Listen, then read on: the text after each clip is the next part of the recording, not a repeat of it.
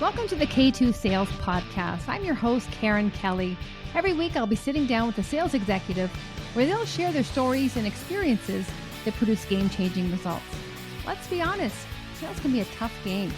I'm sure at some point, we've all delivered a less than stellar demo, been ghosted by a client or two, and sometimes maybe we did more talking than listening. And that's where I can help. The stories and insights our guests share can be applied to your own business, your territory, or with your team, so you're not reinventing the wheel. Our weekly tactics and strategies help you get out of your head and start creating your own path towards game-changing results.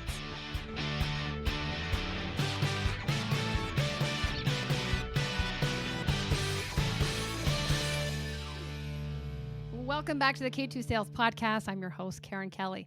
Now, I had the absolute pleasure of speaking with Chris Orlob today, and I'd followed Chris when he was at Gong many years ago and still follow him today as the founder of pclub.io. And so we talked about today, we could have talked about anything because he's a wealth of knowledge in many subjects, but we talked about best practices and demos. And the reason is a lot of our conversations are about discovery, and I feel you make it or break it in discovery, but really the more effective you are in a discovery paves the way for an even more effective demo. But he shared some of the best practices that we can be doing, that we should be doing, and unfortunately some of the things that he continues to see that are jeopardizing and unfortunately not allowing you to advance following the demo. And so I would highly encourage you, if you're an individual contributor, to take a listen.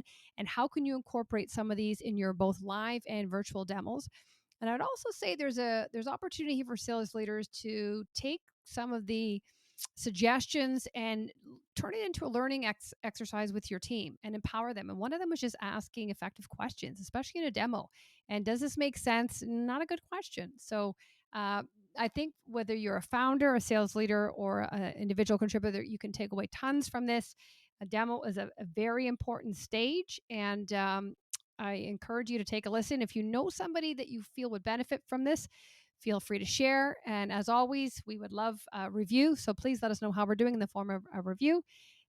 I hope you enjoy the episode as much as I did. Take care, and we'll see you next time.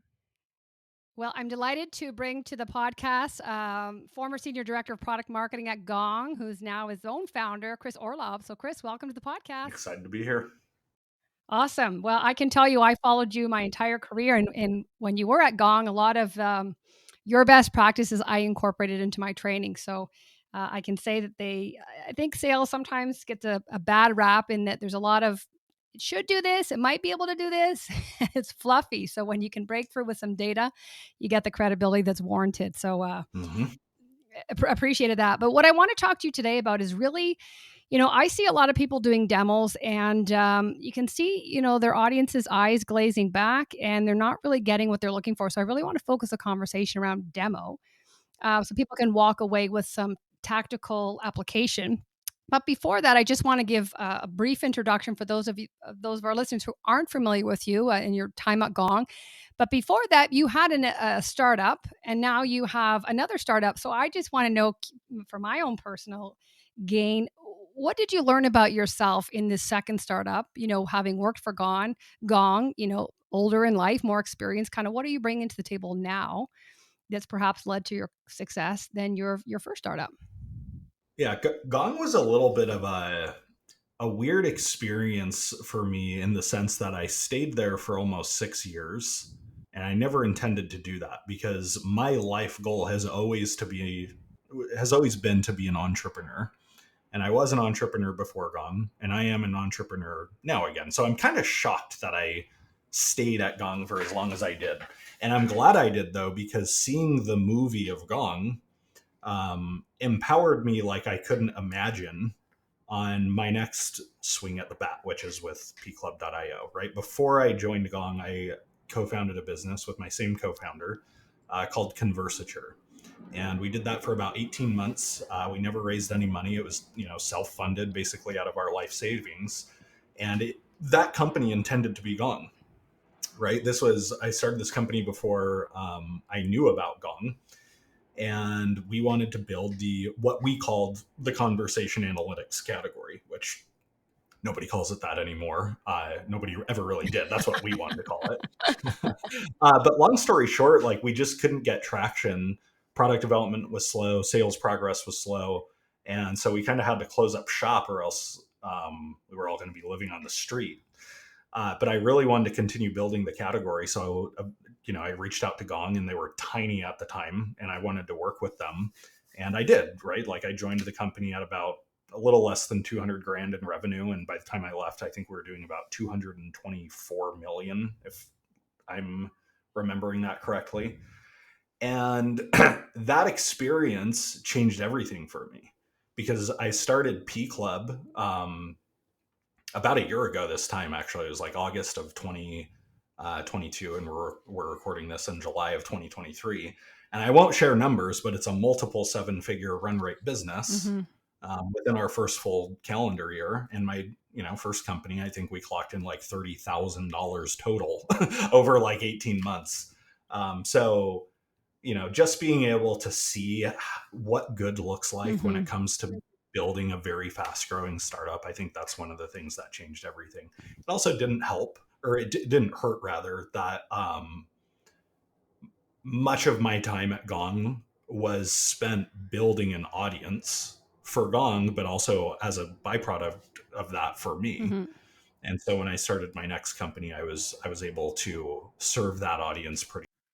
That's amazing. And that's a big swing from 200K to 224 million. So well done. And like you said, I think a lot of times we need to see that future state, like what excellent looks like. So when you're printing money for someone else, you're like, hey, I want to do that for me. So it might be every entrepreneur's dream. So well done. And even as you said, you're helping Gong grow, but at the same time, this is your personal brand, and so you're getting the credibility and the voice, and you're putting up the content that people, you've obviously kept those listeners and those followers, which is fantastic. So kudos to you.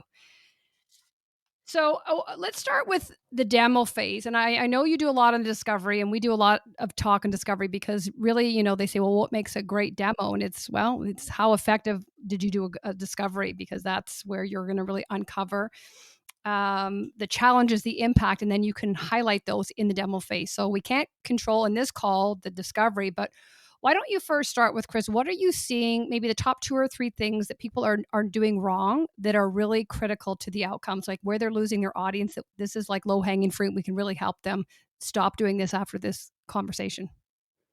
The most fundamental thing that I don't think people understand is they don't understand or appreciate the purpose of a sales demo, right? I think most of us think the intention is to inform or educate.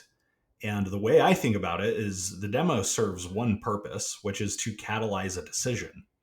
Now, that decision might not be in the moment to buy or not buy, but there's a lot of micro decisions that happen along a sales cycle, and you've got to identify what those are. And now your demo serves that. And so when you understand that, it changes how you approach a demo. You're not giving a harbor tour anymore. You're thinking to yourself, all right, so the next decision that we're going to jointly make is, do I get introduced to this person's boss or not? Right? That's like one example. And if that's the frame for the call, how do I structure that call in a way that serves the customer to make that decision? Because I'm going to ask the customer to make that decision at the end of the demo call. And so that's the first one. And it naturally leads to the second mistake / best practice, depending on which side of the coin we're talking about, which is to solve exactly. So if your goal is to catalyze a decision, then kind of the sub goal of a demo is to solve their problem, because that's what helps them make a decision or the next decision. And I think what most reps do is they think the way to communicate value is to show a lot of different things in their product. And I can see it. I can already feel that there's going to be people listening to this intellectually agreeing that, yes, like I should be creating value and only showing things that solve a problem for my customer. And yet there's always that one tantalizing part of your product that you think you're going to show on a demo, and it's just going to like turn the light bulb on, and they're going to be super interested suddenly. And it almost never works out that way. And by the way, if it does work out that way, you're showing a bunch of whiz-bang features that like don't actually solve a problem, but your customer's like for some reason amazed by it. When that happens, and I ask you the question, does that person have power? Mm-hmm. The answer is probably no. Okay, so that's like the biggest mistake that I see is just there's not really a respect for mapping what you show to a tangible pain point that was previously shared with you, right? That's what I mean by solve exactly, which is you solve their problem on a one-to-one basis, no more and no Mm-hmm. less. Now, occasionally you can break that rule. Sometimes it does make sense to help them understand the art of the possible by showing a couple things that maybe don't perfectly align to their pain, but you have a good reason for showing it. Sometimes that makes sense, but it's rarely, it is far less often a mistake that people, do that instead of just oversharing. And I think I can't remember what book I read this in, but there was this book where the guy was talking about an example of a sales engineer giving a demo to a bank. And the sales engineer goes, now, if you were a hospital, you would really care about this next part, and goes on like a whole spiel. It's like, why the hell are you sharing that with me at all? Like, what was the intention there? Well, his intention was to inform or educate, not catalyze a Yeah. decision. So I think those are the first couple of fundamentals worth getting Yeah, right. those are all very good. And having worked with sales engineers my whole life, I can attest to that. And I think, in their defense, sometimes that's the world they know, right? But if you're a hospital, but I'm not, I'm a bank. So time is the currency we trade. So I love what you said about catalyzing a decision because, I'm not sure if you've read Matt Dixon's and Ted McKenna's latest book, The Jolt Effect. I haven't. I'm desperately want to. My stack of books is I, just huge right Well, now. jump So this one to the top. It's actually good. It's very good and it's real time, like it's 2022. But the point of that is 56% of deals are ending in no deal because or indecision. They're not being able to make a decision. So I think when you can come at it from that lens, your approach is different. You're just understanding I'm not feature dumping here. I actually want to help you make a decision. But then, like you said, there's micro decisions. And I think where people go wrong here is they don't understand their internal sales process. Like they don't know the big framework and the commitments required at each step. So they're maybe trying to get this big decision in this one call. And you're like, no, no, no, that's like 8 down the street. This is 2 or 3. And they're not meeting them where they're at because they're unaware. yeah. Well, I mean, I was on a demo yesterday, right? I was on the receiving end of one as a buyer, and the rep, he started the call with like a typical like social contract or upfront Mm-hmm. contract or whatever we call them these days. Mm-hmm. And he goes, now you might be surprised to hear this, but I'm actually not going to ask for your business at the end of this call. I'm going to ask for, and I can't remember what he said, but I was thinking in my mind, I'm like, I'm not surprised by that at all. I would be shocked if you told me you're going to be asking me for the business at the end of this call because I'm not even close to that. And it's a good illustration that, like, there are micro decisions that happen along a person's buyer's journey. Mm-hmm. And you've got to identify what the next couple are. And if you're early in the sales cycle, which I was, I mean, this was my second call with this guy after a 13-minute discovery call. Of course, I'm not going to make a decision at the end of that call about whether I'm ready to buy or not. It was a $50,000 product. Mm-hmm. Yeah. That would be a pretty amazing 3-day sales cycle for a you, $50,000 you deal. might need 14 minutes, not 13. Exactly.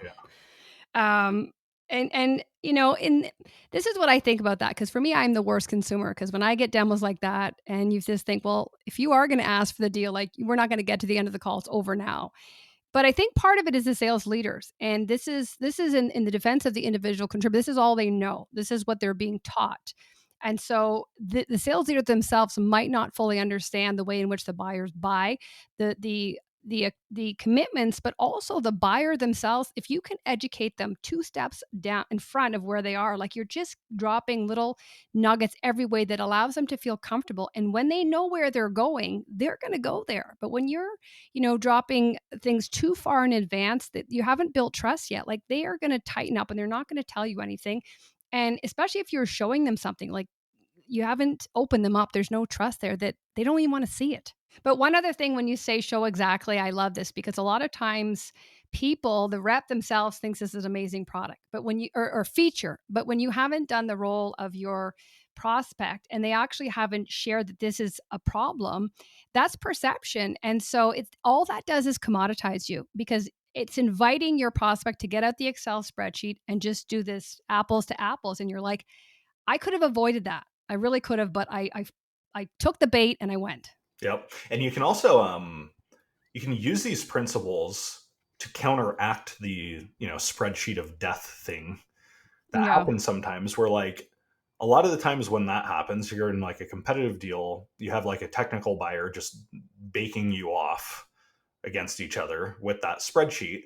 It's very easy, if you're talking to the right person, I should caveat with that, to ask them, what challenge does this, that, or the other solve for you, right? They might be like features that your competitors have that you don't. Yeah. And if you can push them to realize, like, we are forming this relationship for one of two reasons: to either solve a problem for you or to help you capitalize on an untapped opportunity. That's it. And so Mm-hmm. if there's a feature in there that our competitors have convinced you need, let's Mm-hmm. have the conversation about whether you actually need that through the lens of solving a problem. And if you can't answer to me, what problem does this solve? Mm-hmm. Why is it on the buying criteria list? Yeah.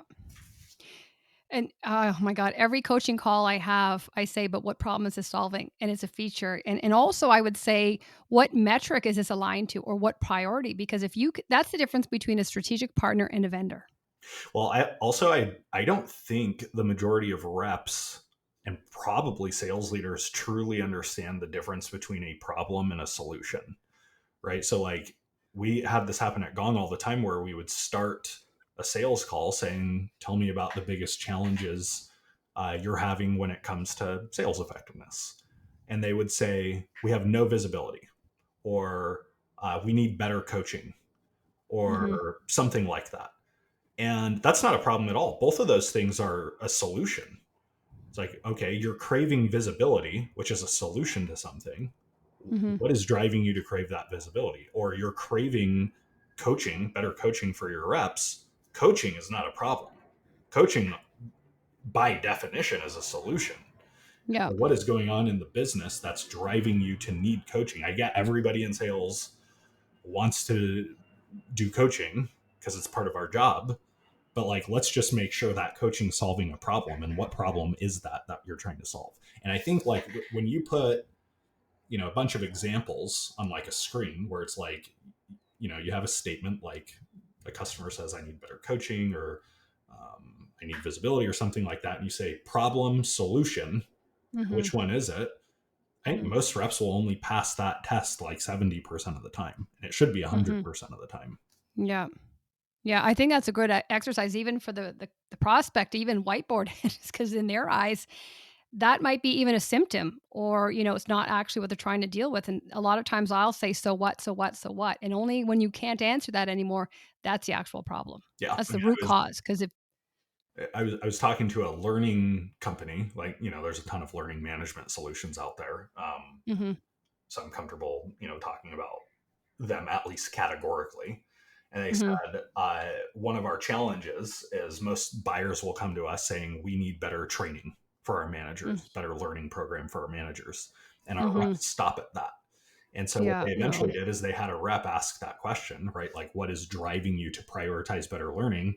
And they peeled back the onion a couple times, and they found out that they promoted a bunch of managers right before COVID, when hmm everybody was in the office, and they felt good about those managers' skill sets as long as people were in the office, and then everybody dispersed. Right? hmm COVID hit. Now they had a remote environment, and the problem was, we have a huge attrition issue. People are dropping like flies because these managers suck. yeah, They don't know how to manage a remote team. That is a hmm problem, right? If you have yeah, valuable people leaving your company, that has expense on it, and often revenue tied to it if they're like a sales oriented role. But before that, they were stopping at, rep would ask a discovery question. The customer would say, "We need better learning and training." And they're like, "Great, that's hmm exactly what we do." Let me show oh you. God. But that just smells no change right there, because it's such a missed opportunity. Even the word better, what does that mean? Like when I coach people, I say, "I want to get better at communication." That doesn't help me. Do you want to be more clear? Do you want to get brief? Do you want to stop rambling? Like, what do you need to do? But I think when you can ask those questions, and as you said, peel back the onion, there's the opportunity right there, like that. Now you can isolate that's you're hiring the wrong person. You're hiring someone who didn't have any experience in leading a remote team, empowering and motivating from remote. It's a completely different skill set. So Mm-hmm. you can't address that if you haven't revealed it. Totally. Yeah. Wow. So what about when you before we get into the real tactical, a lot of you have the above the line and below the line, or the C-suite and the user level. And as you said, when you're showing a feature and they get all excited, chances are that's below the line, right? And they're not always the decision maker. So how do you manage a group, a mixed group in a demo? Because you're going to get, and it's hard sometimes unless you do an introduction, like who's who, and there's cues to look out for. But what would you say to people, like the best way to handle multiple needs in a demo?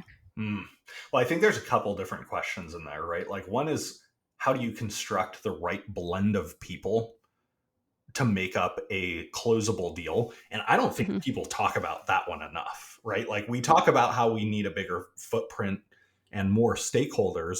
We don't talk about the order in which we talk to those people, though, and how Mm-hmm. we blend them together, because that matters, right? I'll give Mm-hmm. you an example. Selling both P Club and Gong, we would have typical buyers that are sales leaders, enablement leaders, and sales ops managers almost all the time. If we started our sales cycle with enablement or ops, it was like putting your hand in Gorilla Glue. You couldn't get out of it, right? You're Mm-hmm. like stuck with those first people, even though you need them involved in the deal. Yeah. And so the question then becomes like, okay, we're going to need them if we close this deal for the customer to be successful, because they're going to own it. But we're not going to start the sales process with them. We're going to turn the sales leader into a champion. They're probably going to delegate us, and we're fine with that as long as we've created a champion and gotten their agreement to an open line of communication. And now game on. We can go run a pilot or a proof of concept with enablement and sales operations. And now that works out pretty well. But I think most people don't think about their order of operations when it comes to the blend of people they need to work with to close a deal. They think Mm-hmm. about who in general, right? They're thinking Yeah. about sales ops enablement and VP of sales or whatever your equivalent is to that, but they're not intentional enough about who do I talk to first? Then how do I bounce to another person? And how do I do all of this to create a cauldron such that a deal is highly likely to be an outcome of that? How do you operationalize that so that they have a blueprint to work from? I don't have an intelligent answer to that other than trial and error, right? Like we're doing the same thing at P Club right now. We have buyers come inbound from us that are heads of sales, enablement, L&D, HR. And then when we go outbound, we're usually a little bit more intentional. So I think there's a lot of trial and error that Yeah. needs to happen. I think you start with a hypothesis of like, what's your roadmap? Yeah. Who am I going to bounce between? And then you put it to the Mm-hmm. test, right? And if it doesn't work, Mm-hmm. then you've got to refine it. But it comes Yeah. down to building a playbook. And a lot of people I've seen, I used to work in product marketing, so I've seen a lot of playbooks get created and create dust.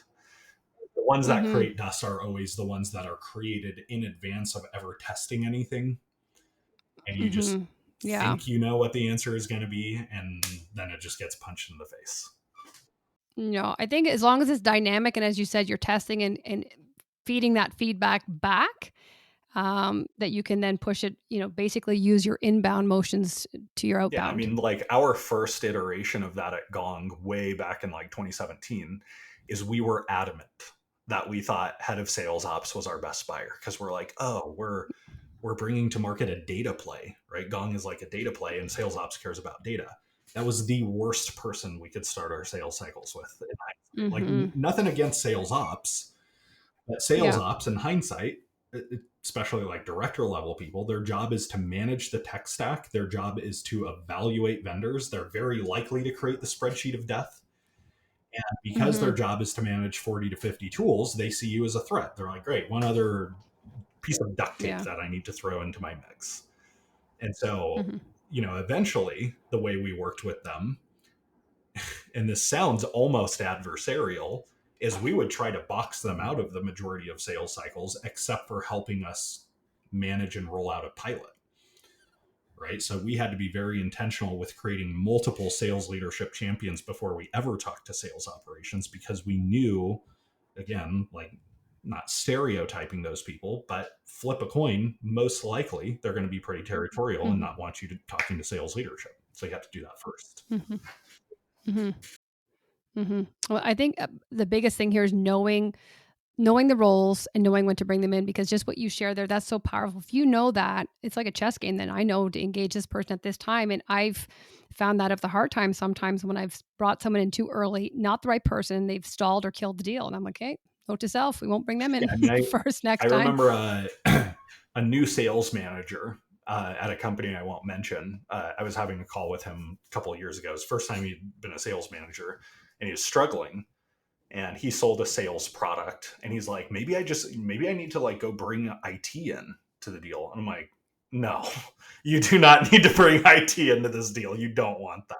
Yeah. And so that Yeah. is I think that's a skill that people don't talk, because everyone talks about multi-threading, but Yeah. like sometimes you can have too many people and too many of the Yes. wrong people, and you approached them in the wrong order, right? We don't talk about that piece of multi-threading enough.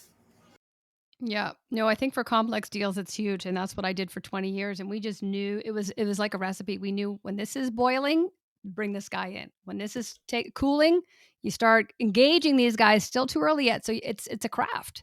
But when you get it, it's beautiful. Okay, I hijacked you in the middle of your answer because I wanted to just jump on top of that the operationalizing piece of the sales Right. Well, process. so you talked about now that you have the blend of people, and God bless you, they all show up into one room where you've got to demo them all at once. How do you manage that? I think that's a very hard thing to pull off, but I think there's a couple keys. Number one is there has got to be a North Star business problem that aligns the group, right? Because Mhm. everybody probably has sub pain points that ideally all lead to like a single outcome. And so if you can find what that unifying outcome is, then you can frame the conversation in a way that serves that, right? Like if I was saying, if I was teeing up a demo, I would say one of the challenges we are going to have in this meeting is there are four of you, and each of you have unique needs that you want addressed from us. But there is one thing we all have in common, and that is increased close rates, or whatever their unifying business problem is. Now, John, your obstacles to making that happen are X. And Karen, your obstacles to making that happen are why, and being able to like unpack the root causes that are all unique to each person, but they all ideally point to a single strategic, hopefully, business problem. And so I think when you frame the conversation in that way, it gives you permission to be a Mhm. little bit more light on how deeply you go on each person's problem, right? So I'm going to show you each of you one or two things that will lend itself to solving your unique version of this. And if this is interesting enough, and here's where we come back to catalyzing the decision. If this is interesting and I strike a chord, one of the things I'm going to be asking each of you at the end of the call is, did this hit the mark enough to justify each of us having a one-on-one meeting where I can go deeper on how we solve your unique problem and getting Mhm. their agreement? And so I think framing the conversation in that way helps it go really well. And then I think the second thing is reps just have to be almost like hawks, where they're monitoring a situation, and as soon as they sense curiosity on the other side, they stop talking and draw that out of the other person, right? Because most Mhm. demos, they're just talking and talking and talking and talking. If you've got four people, you want to almost be cautiously showing a few things, see that it strikes Mhm. a chord, see that some guy's eyes lit up or some gal kind of leaned forward or something like that. You showed it, Yeah. and then you stop and say, it feels like, if I'm reading you right, this is striking a chord with you. What Mm. is going on in your world that makes this piece of the product resonate? I mean, why do people, in your opinion, not do that? Like, call it out because it's perfect, but why do they not? I think it's a lack of education, right? Mhm. I think to your point, like it probably comes from the leaders. Like reps just don't know Mhm. that they should do that, and if they do know they should do that, maybe they don't know what good looks like. Mm-hmm. And you can argue it's probably because they're not being taught that by leaders. Now, I also don't want to put it totally on leaders, Yeah. because I think the real fundamental problem is sales education is pretty light, right? There are a ton of books on sales and, podcasts and what have you, but like it's still a self-taught profession, right? Nobody Mm-hmm. goes to a university or something to learn how do you put the right blend of people together to close a deal, Mm-hmm. or how do you multi-thread, or how do you run a sales demo. So Mm-hmm. I think a lot of it is just so much of sales success comes down to self-educating, and most people do not have a self-educating habit. Mm-hmm. But even, I've been in sales my whole life and I've done training, received it. I do it now. But I think also there's an element of human behavior. And I think if you're out for lunch with girlfriends and guy friends and, someone does that, you're like, oh, what happened? Did you like, what caused you to do that? Like that's just human. Like if you stop walking and we're walking, I'm like, what, Chris, did you step in dog poop? Or like, well, what's going on here? Like, obviously.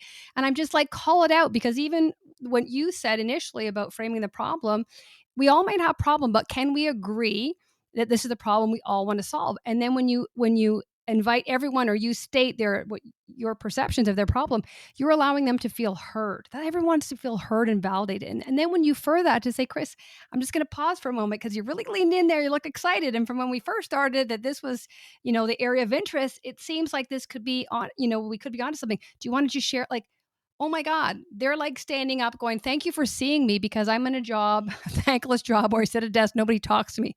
You've given me air here. Yeah. I think there's probably not enough education on like, how do you ask questions throughout a demo to Yeah. drive engagement, Mm-hmm. right? Because like the two question, everybody knows you should ask questions, at least for no other reason than just to break up your monologues. Yeah. But the questions people ask are always, To make, what questions do you have? Or is this making sense? Or at best, like, is this resonating? yeah. And there's a lot of other, I mean, you can get crafty with the questions you ask. You can say, I'm about to walk you through a workflow that helps you achieve X. Before I do, what does that look like in your world today? How Yeah. are you achieving that outcome? And then you show them, and Mm-hmm. then you follow that up with, how does that compare to what you're doing today? And now Mm-hmm. you're creating this mental contrast between their Mm-hmm. current state and what could be. And so I think that's a very underserved piece of sales education. Mm-hmm. Is anytime we talk about sales questions, it's in the context of like a discovery call, Yeah. right? Which is great and it's important and it's fundamental. But there are other places in the sales cycle where questions are very valuable and there's not many resources. Negotiation's another one, right? There are unique questions you can and should ask during negotiation sessions to facilitate a win-win. There are unique questions you can and should ask during a demo to Mm-hmm. facilitate a win-win. Crafting a business case, same thing. Mm-hmm. I know that the two that kill me is, does this make sense? We're programmed to say yes. And I think even there's an activity here for sales leaders, like sit down and go, what kind of questions can we ask? Like even like you just said, that before state, and getting them the contrast so that they're really anchoring themselves. And yeah, we are like emotionally, this is us. Ugh. And you've also told them, I'm about to show you this. And then they're like, oh my God, that's utopia. I want to go there. I'm shocked that people think, does this make sense, is a good question to ask. Now, I'll back off a little bit, and I wouldn't make the claim that like if you ask that question, your deal is dead, right? That's not what I'm saying. But the other day, I wrote this post on LinkedIn that were 10 questions you can ask during your demo, Mm-hmm. besides, does that make sense, or what questions do you have? And most people like agreed with it, and it was a good post. But there's this guy who reshared it, and he was like, this guy, Chris Orlob, just lost all credibility because he says, if you ask, does that make sense? It's a weak question to ask during demos. Mm-hmm. And his point was like, I ask this all the time and I have for 20 or 30 years or whatever. And it's a tie down. He used the words tie down, which I haven't heard for a very long time. And he goes, you're getting them to commit, and I'm like, dude, on what planet you saying yes to the question, does that make sense, increases your sense of commitment to No. then signing a $50,000 deal. It doesn't. When I'm asked, does that make sense? I'm not like offended by it, but I'm like, I just want the asker off my back. Yeah, that's it. Yeah. It has no positive psychological ramifications on me. No. I always say when you have a mental scorecard beside you, you should be checking leaning in or leaning out as you're going through the demo, just based on their physically leaning in, the answers to your questions. If I say, does that make sense? I don't know what box to check. Like that gives me no physical verifiers of where they're standing. It's the same as when you walk into a store, can I help you? No, I'm just looking. We're programmed to say that. Totally. Well, I mean, in this guy, in his mind, I'll stop, bashing this guy. But in his mind, a response of, he asked, does that make sense? And somebody going, mm-hmm. He's like, Well, yes, making yeah. progress. We're moving this deal No, no. forward. I mean, if you're just looking for a grunt or a pulse so that they're alive, yes, that satisfies it. But if you Yeah, it's better want, than just talking no, endlessly. I'll I do would that. rather say nothing than ask that question. Just It's just, awkwardly pause for a few seconds. well, that's another one. I think when you're checking in, a lot of what I say is just pausing for 3 to 5 seconds. Oftentimes, it's the very first time they've heard this. They might be in a competitive review. This is the third demo they've seen, and their eyes are just let it sink in for a moment. And they might fill that next gap, or you say, from what you've just seen and what you're currently using, what are your initial thoughts? Mm-hmm. Yeah. Yeah. So anyway, there's always somebody who violently disagrees with me on Well, LinkedIn. that's I'm just used okay. to it at this That's point. okay. So we kind of started with the 3 areas that people are struggling in. Where, if you were to think about the beginning, middle, and end of the demo, can you kind of give us a few nuggets or a few techniques that we could apply immediately to really ensure that we are, engaging our buyers, moving it forward, and just helping them Yeah, tactically?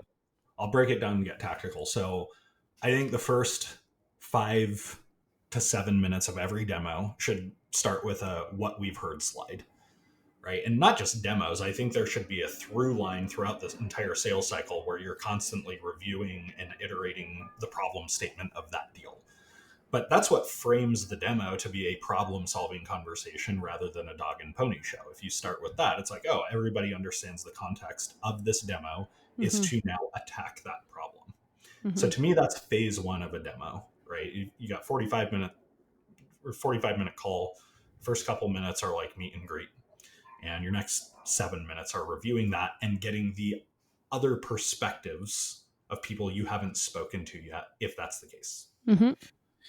The second phase of a demo is where you're actually showcasing usually somewhere around 3 to 4 capabilities of your product in a way that align with what's on the what we heard slide that you just reviewed. And we have a framework we teach at P Club called the favorite structure. It's an acronym. And it's not the structure for how you do an entire demo call. It's a structure for how you demo just a single capability, right? Keeping in mind you're going to do this probably 3 to 4 times. And so the favorite structure, favorite, the acronym stands, or it goes like this. So F is for frame the pain. I'll unpack these a little bit more. A is ask a question. V is visualize the outcome. O is orient them to the screen. R is reveal the workflow. I is implant the value, T is tell a story, and E is elicit a response. Now, that's a long framework for demoing one capability. So it's okay if you chop some of those off sometimes. But framing the pain, I'll just kind of go through these one at a time, rapid fire. Anytime you're about to show a capability, you've got to make sure it's got a soft spot to land. And it shouldn't take more than 10 seconds, but you need to frame the pain that feature solves. And that sounds something like earlier you shared with me you were struggling with X. And that's all you need to say. Then you go into asking the right question, right? Get them to expand on the pain, right? So it might sound something like many VPs of sales we talk to struggle with Y. To what extent is that showing up in your world? And you just get them to talk about a little bit. V stands for visualize the outcome. That's when before you start clicking around in your demo, you get them thinking about the value, the result, and you just complete this sentence. You say, what I'm about to show you is going to help you X, where X is the desired outcome. What I'm about to show you is going to transform your reps' demos so that you can boost close rates, right? So before you get into features, you're teeing it up with a value statement. O then stands for orient them to the screen. Very simple tactical step that most reps skip. They start clicking around in all their charts and graphs and diagrams and triangles, and the customer has no idea what the hell they're looking at. And so it's worth your time to spend 10 seconds saying, I'm about to show you how this works, but I just want to make sure you're with me. Mm-hmm. Over here on the left, here's what you're looking at. Over here on the right, here's what you're looking at. You with me? Great. Let's show you how this works now. And so then you go into R, which is reveal the workflow. That's just the part where you show how it works, right? That is the demo part of this framework. Then you go into I, implant the value. You notice that right before the demo, I said visualize the outcome. And right after the demo, now I'm saying implant the value. So you're wrapping the feature in value. So implanting the value is after you show the capability, you say something like, as a result of what I just shared with you, you'll be able to transform your reps' demo skills so that you can boost close rates, right? You're wrapping a feature in demo. And then you've got these last two steps of tell a story and elicit a response, right? Tell a story. You don't have to tell a story every time you share a capability. It'd probably start to sound a little bit robotic, but it's worth remembering that people are probably going to forget your click paths, but they will remember the stories you tell. So after you show a capability, you can say your situation actually reminds me of a customer who used this to achieve Y result, right? It's not a long story. It's a 10-second story. And then finally you end by trying to get a response out of them. How does that compare to how you're doing it today? To what extent does this resonate? If they're quiet and eyes are glazed over, maybe you say, feels like I missed the mark. Talk to me about what's going through your head. So that's how we do it. A lot of enablement people don't like this framework because they think, great, it's a lot to remember to demo one capability, which is true, but this is also what works in the real world. And so it's worth you putting in the muscle memory and practice rounds to get it right. Because once you do, then your demos are transformed. I love that. And I think even if they feel it's a lot, there's some that doesn't seem they need to be in the right order. Like every time you're looking at the screen, like for me, it's tell them what you're going to tell them what you told them, right? Because they remember the beginning and the end. And I just think when you can, it almost takes being a consumer and going through a bad demo and going, where are you on the screen? I can't see this. You talk too fast. You didn't ask me any questions. You almost have to get that level of frustration to say, I'm going to make sure I never do that to my prospect. Because if they have questions, if they have unmet needs, chances are they're not going to put their hand up. They're like, you know what? I'm going to go to the other guys. These guys are too inwardly focused. Yeah. Well, it's also a good illustration that highlights a point we talked about earlier about understanding where somebody is in their buyer's journey. Right. I was on the same demo I was telling you about yesterday, where the rep spent 5 minutes on this slide highlighting the cost of inaction, which in general, in the right context, that's not a bad move. Yeah. I was way past that though. I'm like, dude, I've quantified the living hell out of my pain. Yeah. And so I stopped him. I'm like, I'm sold. Just show me how you deliver this. Yeah. And right, this comes back to like being emotionally attuned to the people you're talking to. Yeah. You should be able to sense, am I overstaying my welcome by, beating the shit out of the cost of action? See, my husband and I are both in sales, and whenever I'm saying something, he's like, you got the peel. Why are you keeping on going? Like you're going to take it away now. And so I know when people do that, and it's like, I'm past that. Well, and there are some so this is coming from a guy who believes discovery is the most important skill within sales. So let me just give that caveat.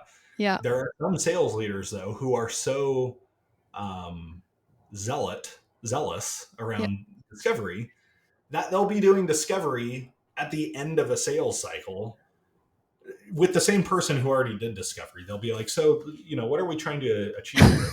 They're like, were you sleeping the last 6 weeks? We are past problem definition. Okay? We've opened it back up again. Jeez. And it can be frustrating, right? Like you'll use what you learned in discovery earlier, later in the sales cycle. And it is true that discovery is not just a single event. It is something that unfolds. but like continuing to just like agitate pain that everybody in the room is like, hey, we already agree that this is a pretty big problem. Mm-hmm. This contract is not on my desk because I don't think it's a big problem. So Mm-hmm. let's move on now. But for me, if I were in that situation, I would question the judgment, and I would be like, you know what? Are you the type of partner? Do I feel that you're capably sound to implement the solution? If you're like, I just would question that.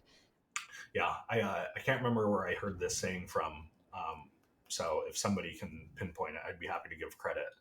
And I'm going to butcher it, but it was something like the sales experience you give is a foreshadow to the customer experience that your buyer is going to get. Yeah, it's Right? 100%. If you run a great sales cycle, Yeah.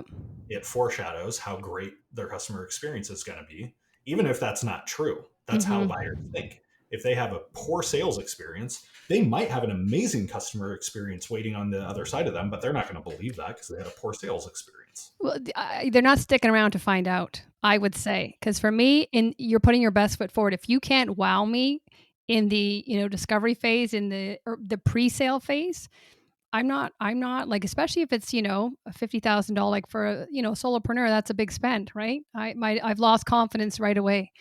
And one thing I can just say, when you were saying you had your meeting, and the cost of inactivity, the one thing is, especially when you're dealing with solopreneurs, like, and I know you passed that, but did they ask you like the emotion, like what emotionally, like what can't you do? And I think sometimes they quantify it too much, but emotionally, what can you not do? Like if you can't scale your business, does that mean you're closing shop?